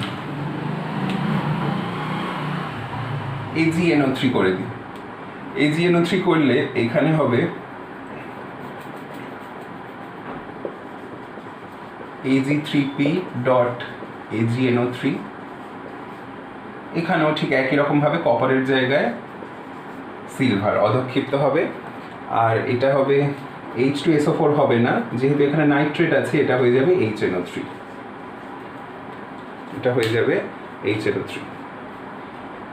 ঠিক আছে। তো এই হলো ধাতুর লবণের জলীয় দ্রবণের সাথে বিক্রিয়া।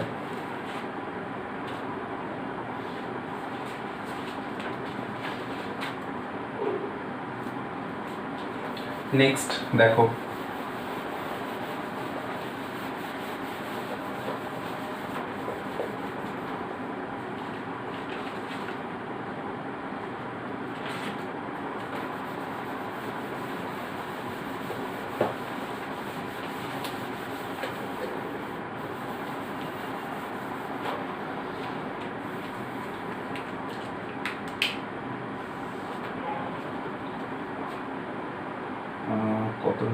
হচ্ছিল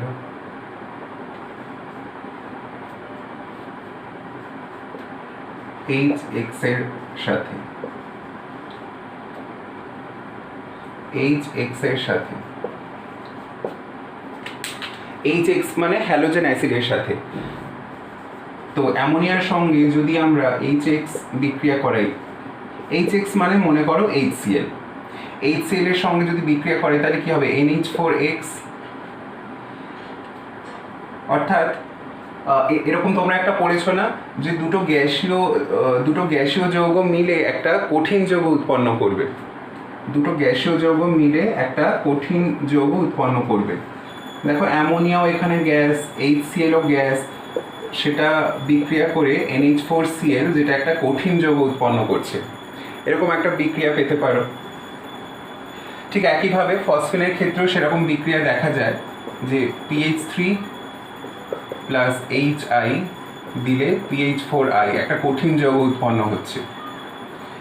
অর্থাৎ অ্যামোনিয়া এবং ফসফিন দুজনেই যেহেতু ক্ষারীয়, যদিও অ্যামোনিয়া একটু তীব্র ক্ষারীয় ফসফিন অপেক্ষা, কিন্তু তারা হ্যালোজেন অ্যাসিডের সঙ্গে একই রকমভাবে বিক্রিয়া করে, হ্যালোজেন অ্যাসিডের সঙ্গে একই রকমভাবে বিক্রিয়া করে। অ্যামোনিয়ার ক্ষেত্রে আমরা যেরকম দেখলাম, ফসফিনের ক্ষেত্রেও ঠিক সিমিলার বিক্রিয়া আমরা দেখতে পাচ্ছি। নেক্সট আমরা দেখব ব্লিচিং পাউডারের সাথে বিক্রিয়া। এটাও খুব ইম্পর্টেন্ট। আমি যে কটা বিক্রিয়াই দেখাচ্ছি সেই কটা বিক্রিয়া আমি খুব বেছে একদম সংক্ষিপ্ত আকারে তোমাদেরকে দেখাচ্ছি। এই বিক্রিয়াগুলো তোমাদের সবকটাই ভালো করে তৈরি করতে হবে।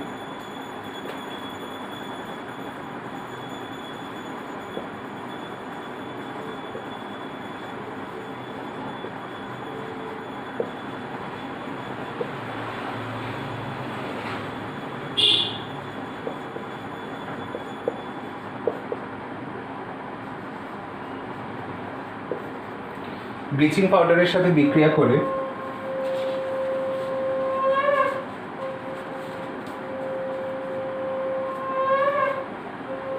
নাইট্রোজেন তৈরি হয় প্লাস ক্যালসিয়াম ক্লোরাইড প্লাস জল।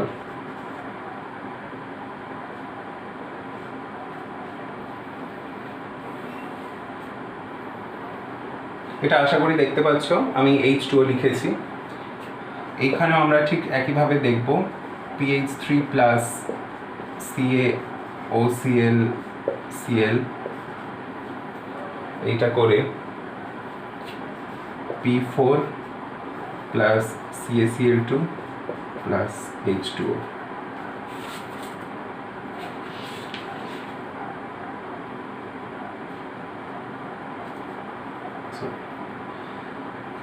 PCl3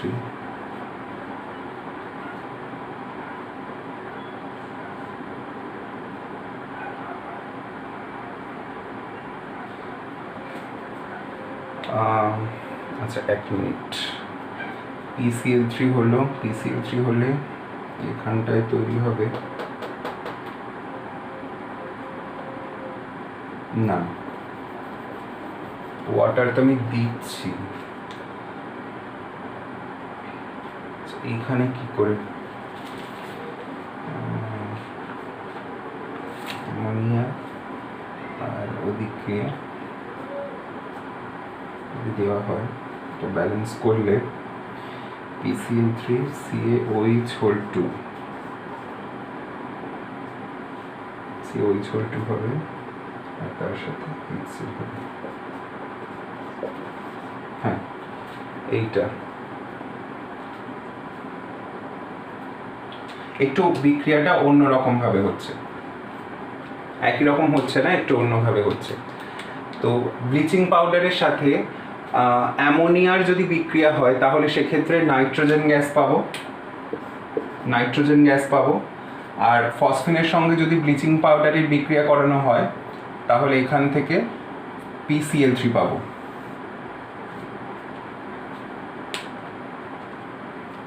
ইম্পর্টেন্ট দুটো বিক্রিয়ায়,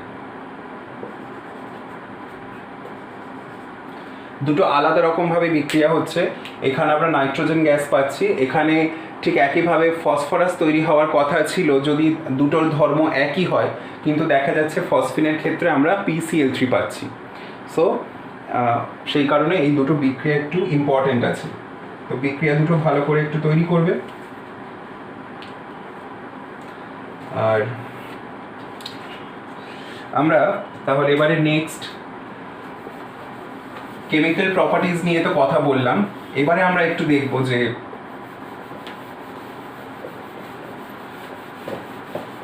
অ্যামোনিয়া এবং ফসফিনকে কিভাবে শনাক্তকরণ করা হয়। অ্যামোনিয়া এবং ফসফিনকে কিভাবে শনাক্তকরণ করা হয়।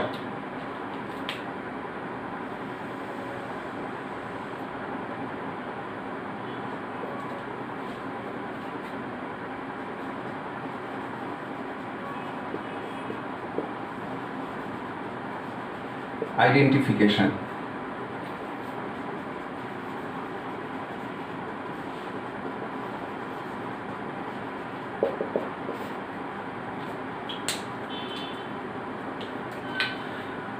নাম্বার 1 HCl এর সাথে নাম্বার 2 লিটমাস টেস্ট, বলবো না লিটমাস টেস্ট খুব কমন টেস্ট, সেটা খুবই একটা একদমই কমন ব্যাপার। সেকেন্ড হচ্ছে most important Nessler's reagent test. নেসলার্স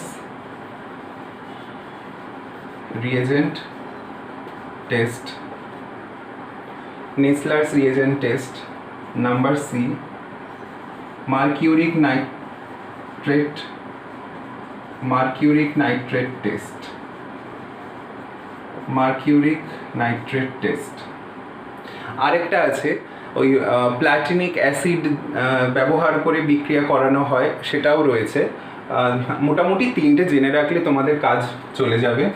আর ফসফিনের ক্ষেত্রে আইডেন্টিফিকেশন হচ্ছে smoke screen test. Smoke screen test. Smoke screen test. Smoke screen বলা হয় বা এটাকে আরেকটা নাম দেওয়া হয় ফিলোজফার্স রিং টেস্ট। সেটা আমি বলছি কি কি। দেখো HCl এর সাথে বিক্রিয়া করে অ্যামোনিয়াম ক্লোরাইড যে কম্পাউন্ডটা তৈরি করছে তার হোয়াইট ফিউমস উৎপন্ন করে। বিক্রিয়াটা কীরকম, ধরো একটা টেস্ট টিউবে HCl নেওয়া আছে, HCl লিকুইড একটা নেওয়া আছে, ঠিক আছে। এবারে সেই HCl লিকুইডটাকে কি করা হলো, একটা গ্যাস কন্টেনারের মধ্যে ঢালা হচ্ছে। ওই গ্যাস কন্টেনারে বললো প্রথম থেকেই যে কি গ্যাস রয়েছে সেটা তোমাকে শনাক্তকরণ করতে হবে। তাহলে কি করলে HCl এর দ্রবণটা নিয়ে তুমি সেই গ্যাস জারের মধ্যে যোগ করছো। গ্যাস জারে যোগ করার সাথে সাথেই দেখা যাচ্ছে যে গ্যাসটা বর্ণহীন অবস্থায় ছিল সেখানে হঠাৎ করে সাদা ঘন ধোঁয়া একটা তৈরি হয়ে গেল। তার মানে নিশ্চয়ই ওখানে যে গ্যাসটা ছিল সে HCl এর সাথে বিক্রিয়া করছে। সেরকম কে যে HCl এর সাথে বিক্রিয়া করে সাদা ঘন ধোঁয়া তৈরি করতে পারে? অবশ্যই অ্যামোনিয়া। তো প্রমাণ হয়ে গেল সেটা অ্যামোনিয়া। তাহলে বিক্রিয়াটা হচ্ছে NH3 প্লাস HCl দিয়ে NH4Cl, যেটা হোয়াইট ফিউমস তৈরি করে। হোয়াইট ফিউমস, হ্যাঁ ফিউমস কথাটা এখানে কেটে গেল। হোয়াইট ফিউমস, সাদা ঘন ধোঁয়া। আচ্ছা, নেসলার্স রিএজেন্টের ফর্মুলা হচ্ছে K2HgI4। K2HgI4। এই দ্রবণটা যদি অ্যামোনিয়া সম্পন্ন কোনো যৌগে যোগ করা হয় তাহলে বাদামি বর্ণের একটা অধক্ষেপ পাওয়া যায়। সেই বাদামি বর্ণের অধক্ষেপেরও একটা ফর্মুলা আছে। এইগুলো জাস্ট তোমাদেরকে মনে রাখতে হবে, কারণ তোমরা তো পরীক্ষার সময় হাতে করে সেখানে তো ফর্মুলা দেখে নিয়ে তারপর তো লিখতে পারবে না, ওই জন্য তোমাদেরকে একটু মনে রাখতে হবে এইগুলো। তো নেসলার রিএজেন্টের ফর্মুলা হচ্ছে K2HgI4, আর এর সঙ্গে অ্যামোনিয়ার যে বিক্রিয়াটা হয় সেটা হচ্ছে K2HgI4 plus ammonia plus KOH দিলে NH2O এই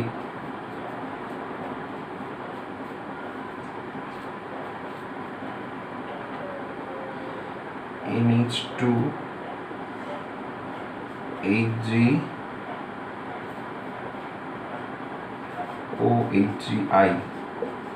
এরকম একটা জটিল লবণ পাওয়া যায়।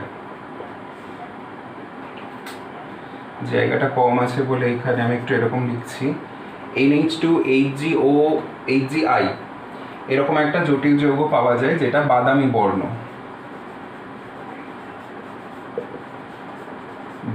বর্ণের যৌগ,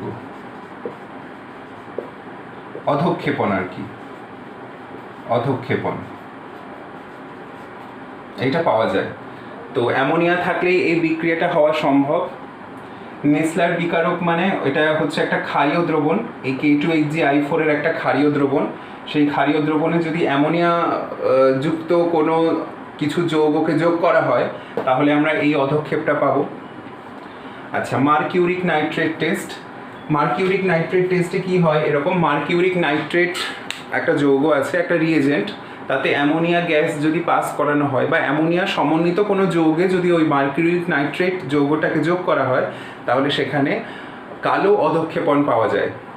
অর্থাৎ কালো অধঃক্ষেপণ মানে সেখানে মার্কারি অধঃক্ষিপ্ত হয়, ধাতব মার্কারি অধঃক্ষিপ্ত হয়, সেটা পাওয়া যায়। তো তার বিক্রিয়াটা আমি লিখছি, একটু দেখো।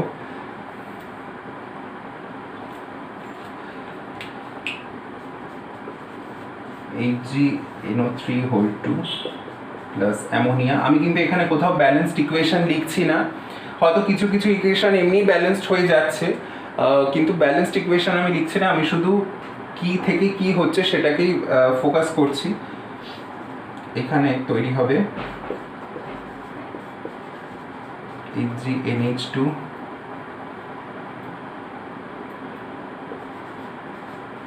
NO3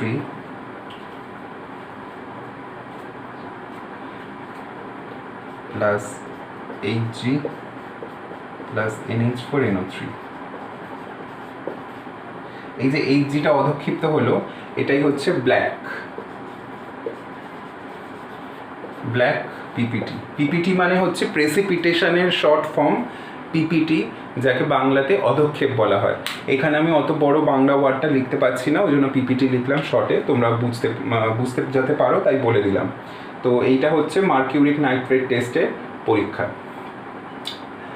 তাহলে তিনটে এখানে আমি এক্সপেরিমেন্ট বললাম, যে এক্সপেরিমেন্টের সাহায্যে আমরা অ্যামোনিয়াকে শনাক্তকরণ করতে পারি।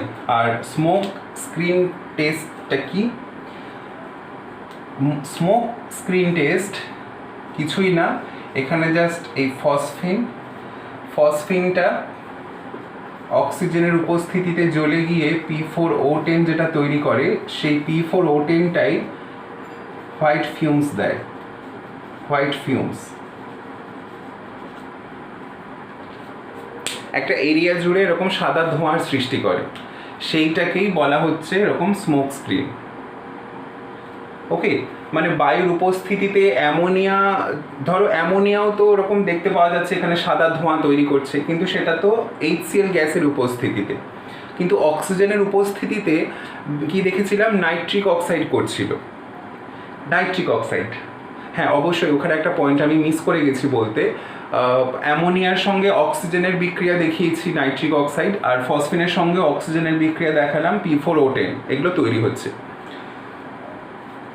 তো এই ফসফিনের সঙ্গে অক্সিজেনের বিক্রিয়াটা কিন্তু প্রচণ্ড প্রচণ্ড এক্সোথার্মিক রিয়াকশন, কিন্তু অ্যামোনিয়ার সঙ্গে অক্সিজেনের বিক্রিয়াটা অতটা এক্সোথার্মিক রিয়াকশন নয়। সেখানে নাইট্রিক অ্যাসিড যেটা তৈরি হয়, সেই নাইট্রিক অ্যাসিডটাকে আমরা আবার ব্যবহার করি অসওয়াল্ড পদ্ধতিতে নাইট্রিক অ্যাসিড তৈরি করার জন্য। অসওয়াল্ড পদ্ধতিতে যে নাইট্রিক অ্যাসিড তৈরি করা হয়, সেই নাইট্রিক অ্যাসিডের একটা স্টেপে অ্যামোনিয়াকে ওইভাবে জারিত করে নাইট্রিক অক্সাইডে কনভার্ট করা হয়। তো যাই হোক, এখানে ফসফিন এই যে P4O10 তৈরি করছে, যেটা সাদা ধোঁয়ার সৃষ্টি করে, সেইটা তৈরি হলেই আমরা বুঝবো যে হ্যাঁ, ওই গ্যাসটা ফসফিন। এছাড়াও এই যে এই ধর্মটাকে কাজে লাগিয়ে কি হয়, এরকম কিছু ওই ধরো কোনো দূর দূরান্তের দেশে কেউ ধরো জাহাজে করে কোথাও যাচ্ছে, যেতে যেতে হয়তো কোথাও হারিয়ে গেল, তো সেইটা যে কোথাও হারিয়ে গেছে তাকে যদি অন্য কেউ খুঁজতে যায়, তাকে ইন্ডিকেট করবার জন্য বা তাকে নির্দেশ দেওয়ার জন্য এই ধর্মটাকে কাজে লাগিয়ে হোমস সিগন্যাল বলে একটা বিষয় রয়েছে, সেইটা কিন্তু এখানে ব্যবহার করা হয়ে থাকে, হোমস সিগন্যাল। তো সেটাতে কি হয়, সেটাতে এরকম দুটো যৌগ আছে একটা কন্টেনারে, সেই দুটো যৌগকে একসাথে নেওয়া হয়, একটা হচ্ছে ক্যালসিয়াম ফসফাইড আর একটা ক্যালসিয়াম কার্বাইড। এইটা আমি একটু ব্যবহারের দিকে চলে যাচ্ছি যে কি কি কাজে ব্যবহার করা হয়। তো যাই হোক, আমরা মোটামুটি এই শনাক্তকরণের বিষয়টাতে যেগুলো বললাম, শনাক্তকরণ কিন্তু এইভাবেই করা হয়। এবার এই ধরনের আরও কিছু বিক্রিয়া রয়েছে, যে বিক্রিয়াগুলো আমাদের এই আলোচনার অন্তর্ভুক্ত নয়, ওই জন্য আমি এখানে বললাম না, সেই বিক্রিয়াগুলো আরও হায়ার লেভেলে পড়ানো হয়। তবে এইটা বলতে বলতে আমি যে হোমস সিগন্যালের কথাটা বলছি, হোমস সিগন্যালটা বেসিক্যালি PH3 ব্যবহার বলতে পারো, PH3 ব্যবহার, অ্যামোনিয়ারও যেরকম কিছু ব্যবহার রয়েছে PH3ও ব্যবহার বলতে পারো। তো সেইটা আমি এখানে বলে দিচ্ছি, কারণ ওটাও একটা খুব ইউনিক একটা বিষয়, আর তোমাদের জেনে রাখা দরকার ভীষণভাবেই।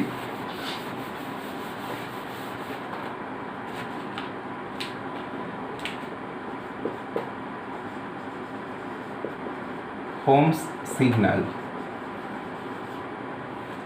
হোমস সিগন্যালটা বিষয়টা হচ্ছে যে ক্যালসিয়াম কার্বাইড আর ক্যালসিয়াম ফসফাইড এই দুটো যৌগকে একটা কন্টেনারে নেওয়া হয়। এবারে ধরো ওই যে বললাম যে জাহাজে করে অনেক দূর দূরান্তের দেশে ঘুরছে, ঘুরতে ঘুরতে হারিয়ে গেল। অনেকগুলো ধরো ছোট ছোট শিপ আছে, তারা একসঙ্গে বেরিয়েছিল, বেরোতে বেরোতে একটা শিপ মনে করো হারিয়ে গেল। এবার তারা বাকি শিপগুলোতে সিগন্যাল পাঠানোর জন্য কি করতো, এই যে কন্টেনারে এই মিক্সচারটা আছে সেই কন্টেনারে একটা ফুটো করে দিয়ে সেটাকে জলে ফেলে দিত। এবার জলে ফেলে দেওয়ার সাথে সাথে কি হবে, এই যে ক্যালসিয়াম কার্বাইড যে যৌগটা আছে সেও জলের সঙ্গে বিক্রিয়া করবে, আবার ক্যালসিয়াম ফসফাইড এই যৌগটাও জলের সাথে বিক্রিয়া করবে। ক্যালসিয়াম কার্বাইড বিক্রিয়া করে অ্যাসিটিলিন উৎপন্ন করে। আমি কি বললাম, দুটোই জলের সঙ্গে বিক্রিয়া করছে, বিক্রিয়া করে ক্যালসিয়াম কার্বাইডটা অ্যাসিটিলিন দিচ্ছে, আর ক্যালসিয়াম ফসফাইড যেটা, এটা PH3 আর তার সাথে P2H4 দিচ্ছে। এবারে এইগুলো সবাই যখন ওই জলে বিক্রিয়া করে, যখন এরা কি হচ্ছে, এটা তো জলের থেকে হালকা, তাহলে জলের থেকে বুদবুদ আকারে ওপরে উঠছে, যেই মাত্র ওপরে উঠছে অক্সিজেনের সংস্পর্শে এসে এরা জ্বলতে শুরু করে দিল। এরা যেই জ্বলতে শুরু করছে, মানে P2H4টাই প্রথমে জ্বলতে শুরু করে, গেট বার্নস, জ্বলতে শুরু করে, তাতে অ্যাসিটিলিনও জ্বলে প্লাস PH3টাও জ্বলে। এরা জ্বলে তো P4O10 তৈরি করবে, এরা জ্বলে P4O10 তৈরি করবে, আর এই জ্বলে CO2 গ্যাস তৈরি করছে, কারণ অ্যাসিটিলিন হাইড্রোকার্বন জ্বলে CO2 গ্যাস তৈরি করছে, তাহলে এটা ধোঁয়া তৈরি করছে একটা, আর এখানে P4O10 এটাও ধোঁয়া তৈরি করছে।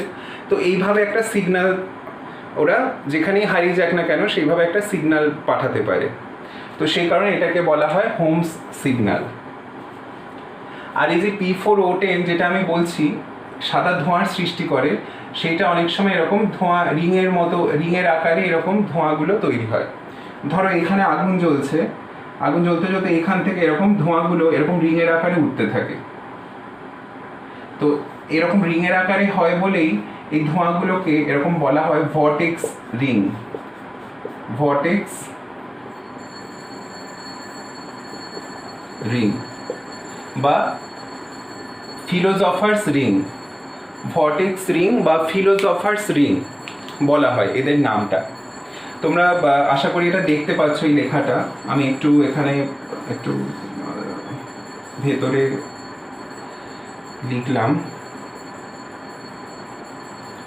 ফিলোজফার্স রিং বা ভর্টেক্স রিং বলা হয়, যেটা ওই P4O10 যেটা ধোঁয়া রিংয়ের আকারে ধোঁয়া তৈরি করছে সেটাকে ভর্টেক্স রিং বা ফিলোজফার্স রিং বলে। তো এইভাবে আমরা এই PH3-র এই ধর্মটাকে বা P2H4-এর এই ধর্মটাকে ব্যবহার করতে পারি বা কাজে লাগাতে পারি। এইটাই একটা ইউনিক ইম্পর্টেন্স।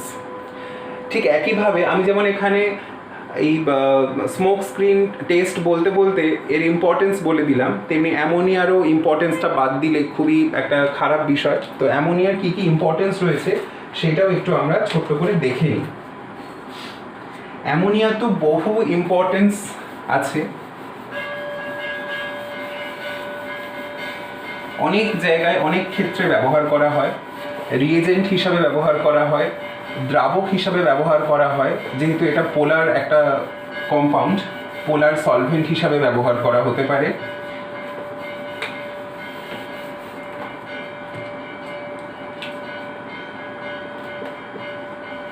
ইউজ, এটার ইউজ আমি বলে দিয়েছি তাই এখন আর বলছি না।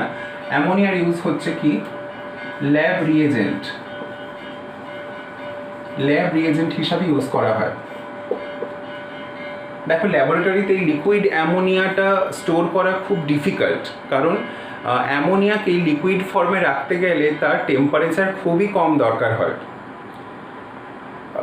তার টেম্পারেচার অ্যাপ্রক্সিমেটলি কত বলবো, ওই 200 কেলভিন বা 290 কেলভিন এইরকম টেম্পারেচার প্রয়োজন হয় যদি অ্যামোনিয়াকে আমাকে লিকুইড ফর্মে রাখতে লাগে।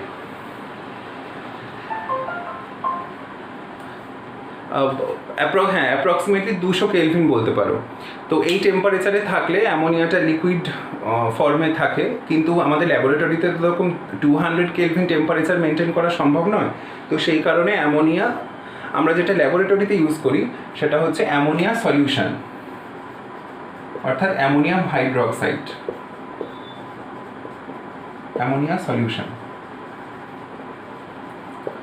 তো অ্যামোনিয়াম হাইড্রোক্সাইড এইটাকে আমরা প্রেসিপিটেটিং রিএজেন্ট হিসাবে ব্যবহার করতে পারি। প্রেসিপিটেটিং রিএজেন্ট, প্রেসিপিটেটিং রিএজেন্ট কীরকমভাবে, ধরো FeCl3 আছে প্লাস এতে যদি অ্যামোনিয়াম হাইড্রোক্সাইড দেওয়া হয়, অ্যামোনিয়াম হাইড্রোক্সাইড দিলে এটা কি হবে, FeOH3 প্লাস NH4Cl। তাহলে এই যে FeOH3 মানে ফেরিক হাইড্রোক্সাইডকে আমরা প্রেসিপিটেট ফেলতে পারি। তাহলে ল্যাব রিএজেন্টে প্রেসিপিটেশনের জন্য আমরা ব্যবহার করতে পারি, কোনো কম্পাউন্ডের প্রেসিপিটেশনের জন্য ব্যবহার করা হতে পারে। এটাকে কোল্ড স্টোরেজে ব্যবহার করা হয়, কোল্ড স্টোরেজ, কোল্ড স্টোরেজে ব্যবহার করা হয় ফর কোল্ড স্টোরেজ। কেন? কারণ অ্যামোনিয়ার যেহেতু ফ্রিজিং পয়েন্ট ভীষণই কম, ফ্রিজিং পয়েন্ট বা বয়েলিং পয়েন্ট খুবই কম, এর ল্যাটেন্ট হিটটাও ভীষণই কী হবে, ল্যাটেন্ট হিট প্রচণ্ড বেশি। এটা হওয়ার জন্যই এদেরকে এরকম এই কোল্ড স্টোরেজের জন্য ব্যবহার করা হতে পারে অ্যামোনিয়াকে। আর কিসে ব্যবহার করা হতে পারে অ্যামোনিয়া? অ্যামোনিয়াকে যেটা বললাম যে সলভেন্ট হিসাবে,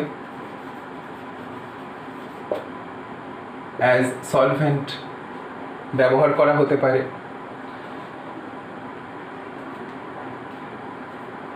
তো এরকম অনেক ধরনের এর ইউজেস রয়েছে যেগুলো আমরা বলতে পারি। আরও একটা ইম্পর্টেন্ট বিষয় আছে, সেটা হচ্ছে এটা তোমরা জেনে রাখবে, rayon thread, rayon thread, rayon thread প্রস্তুতিতে, রেয়ন থ্রেড প্রস্তুতিতেও ব্যবহার করা হয়, ব্যবহার করা হয়। রেয়ন থ্রেড মানে এটা হচ্ছে আর্টিফিশিয়াল সিল্ক, আর্টিফিশিয়াল সিল্ক। অ্যামোনিয়ার, শুধু অ্যামোনিয়া নয়, অ্যামোনিয়ার সঙ্গে আরও কপার সালফেট আছে, আরও অন্যান্য ধরনের আরও সেলুলোজ, এই ধরনের কিছু জিনিস মিক্স করে রেয়ন থ্রেড তৈরি করা হয়, মানে আর্টিফিশিয়াল সিল্ক, সুতো তৈরি করা হয়। তো সেই ক্ষেত্রে অ্যামোনিয়াও খুব ইম্পর্টেন্ট একটা রোল প্লে করে। তো এই ছিল আমাদের অ্যামোনিয়া এবং ফসফিন সংক্রান্ত একটা তুলনামূলক আলোচনা। আমি চেষ্টা করেছি যতটা পয়েন্ট অ্যামোনিয়া এবং ফসফিনের ক্ষেত্রে কভার করা যায়, আর কম্প্যারেটিভ একটা স্টাডি তোমাদের এখানে আমি প্রেজেন্ট করলাম যাতে তোমাদের হেল্প হয় যে যে বিষয়গুলো আমরা অ্যামোনিয়ার ক্ষেত্রে পড়েছি সেই বিষয়গুলো আমরা ফসফিনের ক্ষেত্রে দেখলাম যে কীরকমভাবে হচ্ছে, সেম হচ্ছে নাকি আলাদা হচ্ছে। দেখলে যে ম্যাক্সিমাম বিষয়গুলো অ্যামোনিয়া আর ফসফিনের ক্ষেত্রে কমপ্লিটলি আলাদা। খুব সামান্য, অর্থাৎ একটা কি দুটো বিষয় হয়তো অ্যামোনিয়ার সঙ্গে ফসফিনের মিল আছে, বাট ম্যাক্সিমাম বিষয়টাই কিন্তু অ্যামোনিয়া এবং ফসফিনের ক্ষেত্রে একদমই অপোজিট বা একদম ডিফারেন্ট টাইপের দেখতে পেলাম। সো তোমরা এই ভিডিওটা খুব ভালো করে দেখো, তার সাথে বইটাও ফলো করো, কোয়েশ্চেন্সও এর রিলেটেড যা যা আছে সেগুলো সলভ করো, তাতে তোমাদের বিষয়টা আরও একটু ক্লিয়ার হবে, আরও হেল্প হবে। তাহলে আবার পরের ভিডিওতে তোমাদের সাথে দেখা হবে, নতুন একটা টপিক নিয়ে আসবো। ভিডিওটা ভালো লাগলে অবশ্যই একটা লাইক করে দিও, কমেন্টে জানিও কেমন লাগলো, আর চ্যানেল যদি সাবস্ক্রাইব না করে থাকো সাবস্ক্রাইব করে দিও। সবাই ভালো থেকো, গুড বাই।